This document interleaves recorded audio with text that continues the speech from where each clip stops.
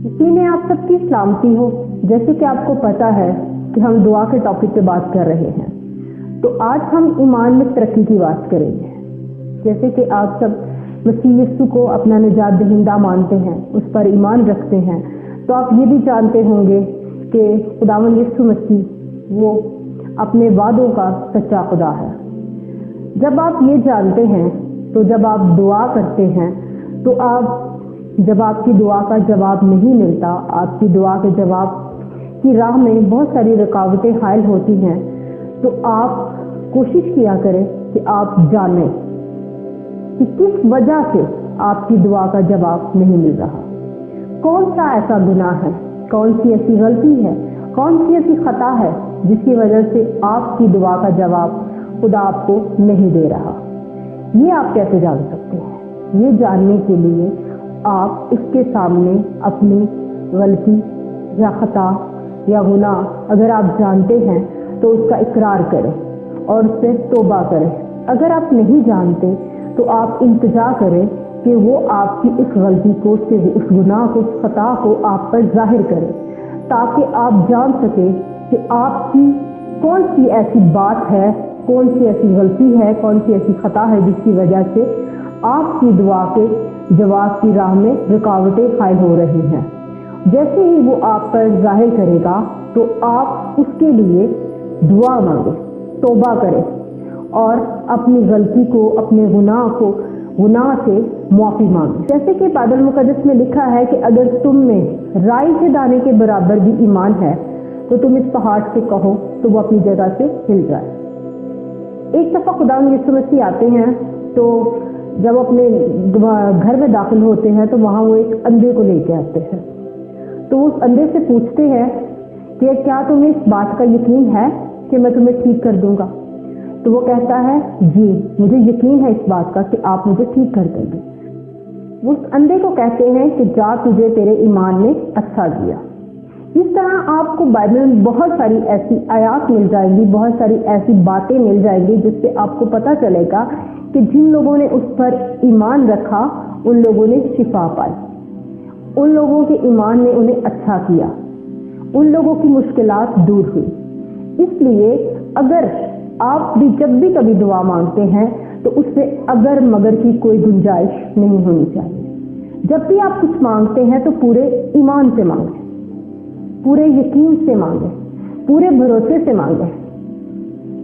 अगर आप ईमान से मांगते हैं, यकीन से मांगते हैं, तो यकीनन वो कहता है कि अगर तुम मुझ में कायम रहो और मेरी बातें तुम में कायम रहें तो तुम जो चाहो मांगो वो तुम्हारे लिए हो जाएगा। लेकिन शर्त ये है कि बात क्या है कि अगर तुम मुझ में कायम रहो और मेरी बातें तुम में कायम रहें। तो अगर आप उस पर ईमान रखते हैं, उसकी बातों पर अमल करते हैं, तो जो आप चाहेंगे वो आपके लिए करेगा। पहले खुद इस चीज पर नजर दौड़ाएं, अपने आप पर, अपनी जिंदगी पर एक नजर डालें कि क्या जो उसने कहा है वो आप करते हैं, क्या उसकी बातें आप में कायम हैं, क्या आप उसकी बातों पर अमल करते हैं। उसने खुद को अंगूर की डाली कहा है, हम उसकी क्या है, शाखें। वो मतलब एक शाख जो है वो अपनी तने के बगैर बेजान है, वो उससे अलग होकर कुछ नहीं कर सकती।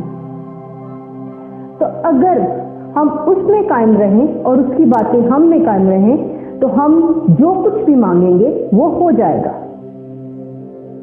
अगर जैसे कि बाइबल मुक़द्दस में भी लिखा है और हम पढ़ते भी हैं कि मसीह के नाम से मांगो, मेरे नाम से मांगो, तो मसीह के नाम से मांगने का मतलब ये नहीं है कि मसीह के नाम से दुआ शुरू की, मसीह के नाम फिर ख़त्म कर दी कि आमीन। नहीं, इसका मतलब हरगिज़ ये नहीं है। उसके नाम से मांगने का मतलब ये नहीं है कि बस इसी से शुरू किया, इसी पे ख़त्म कर दिया, तो इसका मतलब है कि हमने उसके नाम से मांगा। सबसे पहले मसीह के नाम से मांगने का मतलब ये है कि उसमें कायम होना, अपनी जिंदगी को तब्दील करना। इस तरह से रूह कुदुस हमें एक नई जिंदगी बख्शता है। जब हम मसीह को कबूल करते हैं, ہم نجات حاصل کرتے ہیں تو روح القدس ہماری رہنمائی کرتا ہے، وہ ہمیں ایک نئی زندگی بخشتا ہے، اور جب ہم ایک نئی زندگی پاتے ہیں تو ہم مسیح میں ایک دفعہ پھر سے قائم ہو جاتے ہیں، اور ہم اس سے جو مانگتے ہیں وہ ہمیں دیتا ہے۔ اس کے لیے ضروری ہے کہ آپ مکمل طور پر مسیح پر ایمان رکھیں۔ وہ آپ کے انگور کی درخت کی تنا ہے، آپ اس کی ڈالیاں ہیں، اور اگر آپ چاہتے ہیں کہ آپ بہت سارا پھل لائیں تو اس کے لیے ضروری ہے کہ آپ اپنے تنے کے ساتھ جڑے رہیں۔ اگر شاخیں اپنے تنے سے جڑی رہیں گی تو وہ ایک بھرپور زندگی گزار سکتی ہیں، ایک ایسی مزیدار اور رس بھری زندگی گزار سکتے ہیں۔ اگر آپ اس میں قائم نہیں رہیں گے تو یہ شاخیں سوکھ جائیں گی اور لوگ انہیں آگ میں جھونک دیں گے۔ اس کے لیے ضروری ہے کہ آپ مسیح پر ایمان رکھیں، اپنے گناہوں کا اقرار کریں، اپنی خطاؤں، اپنی غلطیوں کو جاننے کی کوشش کریں۔ جب ہم ان سب باتوں پر عمل کریں گے اور اس پر ایمان رکھیں گے اور ہماری زندگیوں میں اگر مگر کی گنجائش نہیں ہوگی تو روح القدس ہماری رہنمائی کرے گا اور ہم آہیں بھر بھر کر اس سے دعا کریں گے، اور ہمیں روح القدس ایک نئی زندگی بخشے گا۔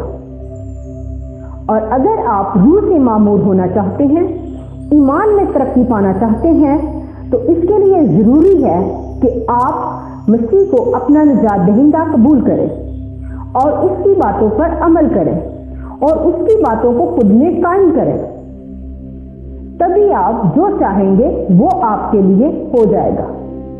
آپ کا ایمان، آپ کا بھروسہ، آپ کا یقین، آپ کا توکل اسی پر ہونا چاہیے، کیونکہ اگر جب آپ دعا کرتے ہیں کہ اگر آپ کو لگے کہ میرا ایمان کہیں کمزور پڑ رہا ہے یا میرے ایمان میں کوئی کمی ہے تو آپ دعا کریں کہ وہ آپ کے ایمان کو بڑھائے، تو وہ آپ کے ایمان کو تقویت بخشے گا، اور یقیناً وہ آپ کے ایمان کو مضبوط کرے گا۔ اس لیے ضروری ہے کہ آپ دعا کرتے رہیں، اپنے ایمان میں مضبوط رہیں اور اپنے خداوند یسوع مسیح کو اپنا نجات دہندہ قبول کریں۔